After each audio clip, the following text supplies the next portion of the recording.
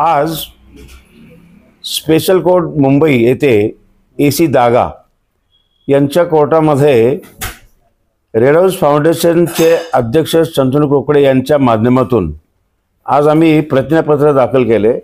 त्या प्रतिज्ञापत्रामध्ये असं म्हटलेलं आहे की ज्या DSK डेव्हलपरने ज्या प्रॉपर्टीज म्हणजे FD होल्डरच्या पैशातून घेतल्या ते त्या जवळजवळ 335 प्रॉपर्टीज या प्रॉपर्टीज म्हणजे रेड हाऊस फाउंडेशनच्या माध्यमातून आम्ही 35,000 FD होल्डरचे पैसेचं रिपेमेंट आम्ही करू शकतो। तर त्यासाठी आज 160 FD धारकांनी प्रतिज्ञापत्र कोर्टामध्ये दाखल केले ॲडव्होकेट चंद्रकांत बेकरच्या माध्यमातून। आणि तसंच एक पर्सनल ॲफिडेविट रेड हाऊसचे अध्यक्ष यांच्या मार्फत की ह्या सगळ्या प्रॉपर्टीज घेऊन FD होल्डरचे पैसे सर्वांचे देण्याचं आम्ही प्रपोजल कोर्टामध्ये सादर केलेलं आहे।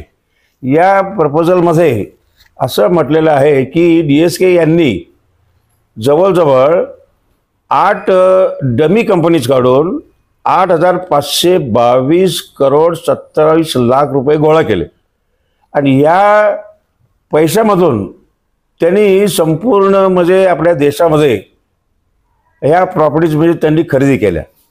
म्हणजे FD होल्डरच्या पैशातून या प्रॉपर्टीज खरेदी केलेल्या आहे म्हणून पहिला क्लेम हा FD धारकांचाच आहे असं आम्ही कोर्टाला आज नमूद केलं। आज कोर्टाला तेही नमूद केलं की बाबा सेक्शन 13 प्रमाणे DSKवर जे चार्जेस लावलेले आहेत तर त्याची प्ली तुम्ही रेकॉर्ड का करत नाही। तर आतापर्यंत DSKवर जे 11 सेक्शन लावलेले आहे म्हणजे 406 क्रिमिनल ब्रीच ऑफ ट्रस्ट, 411 चोरीची केस म्हणजे चोरीचे प्रॉपर्टी विकत घेऊन हे करणे फसवणे, त्याचप्रमाणे 420 चिटिंगची केस, 463 465 फोर्जरी, 468 469 असे ह्या सेक्शन लावलेले आहेत। 120B सुद्धा आणि त्याचप्रमाणे सेक्शन 3 आणि 4 हा MPID कायद्याचे सेक्शन लावलेले आहेत। तर हे सेक्शन जोपर्यंत प्रूव्ह करत नाही तोपर्यंत म्हणजे प्रॉपर्टीचं ऑक्शन होत नाही। पण ऑक्शनच्या ऐवजी आमचे रेड हाऊस फाउंडेशनचे अध्यक्ष ह्या संपूर्ण प्रॉपर्ट्या घेण्यास तयार आहेत आणि त्यातून ते त्यांचं पेमेंट करत आज असं आम्ही कोर्टाला नमूद केलं। आणि AC दागा साहेबांनी सुद्धा ते प्रतिज्ञापत्र रेड हाऊस फाउंडेशनचं म्हणजे दाखल करून घेतलं आणि त्याच्यावरती नंतर आज EOW यांनी सुद्धा त्यांचं म्हणजे प्रतिज्ञापत्र आज दाखल केलं कोर्टाला की गुन्हा केव्हा घडला कसा घडला हे सर्व त्यांचं रिपोर्ट म्हणजे आता तुम्हाला आम्ही जी प्रेस नोट जी तयार केली ती तुम्हाला आता आम्ही देत आहोत। ती झेरॉक्सला आल्यानंतर त्यामध्ये संपूर्ण की सेक्शन कोणते लावलेले आहेत आणि किती प्रॉपर्टी अटॅच केलेल्या आहे, गव्हर्नमेंटचे नोटिफिकेशन किती हे केलेले आहेत।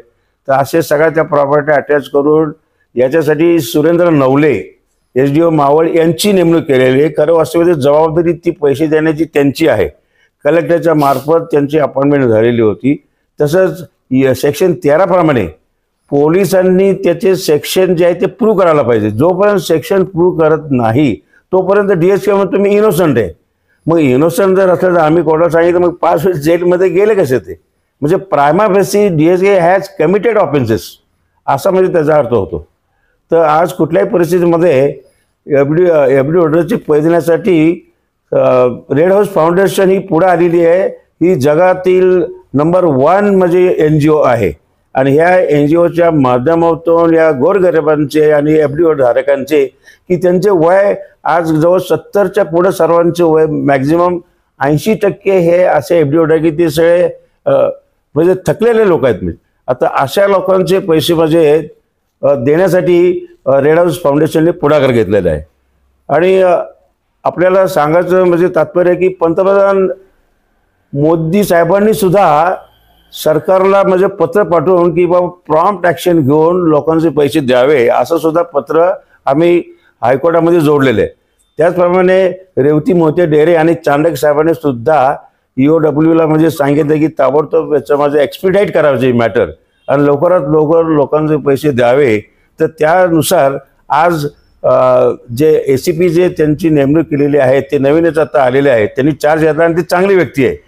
त्या व्यक्तीने म्हणजे आज FD होल्डरच्या म्हणजे फेवरेबलमध्ये रिपोर्ट दिलेले आहेत. तर सांगायचं म्हणजे की तात्पर्य असं की कुठल्याही परिस्थितीमध्ये रेड हाऊस फाउंडेशनच्या माध्यमातून लोकांचे पैसे 35,000 FD पैसे कुठल्या परिस्थितीत मिळतील अशी आज आम्ही कोर्टाला म्हणजे विनंती करून आणि कोर्टाने सुद्धा ॲग्री केलं की याच्यामध्ये आम्ही पुढच्या तारखेपर्यंत याचा म्हणजे ऑर्डर करूया म्हणून सांगितलं त्यांनी.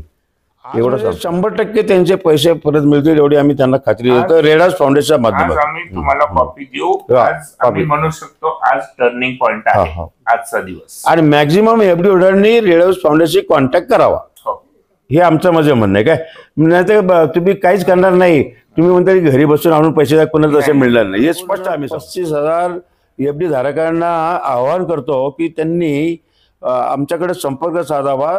जर आपल्याला घरी बसून कोणी पैसे देणार नाही तर तुम्हाला ह्या पैशासाठी म्हणजे कोर्टाचे ऑर्डर घेण्यासाठी तुम्हाला जास्तीत जास्त जर लोकांनी संपर्क साधला तर हे काम लवकरात लवकर होईल. त्यासाठी तुम्हाला ॲप्लिकेशन, ॲफिडेविट आणि तुमचा पुरावा हे सर्व आम्हाला आणून दिलं तर आम्ही त्यांच्या पैशाची जबाबदारी घेऊ शकतो आम्ही.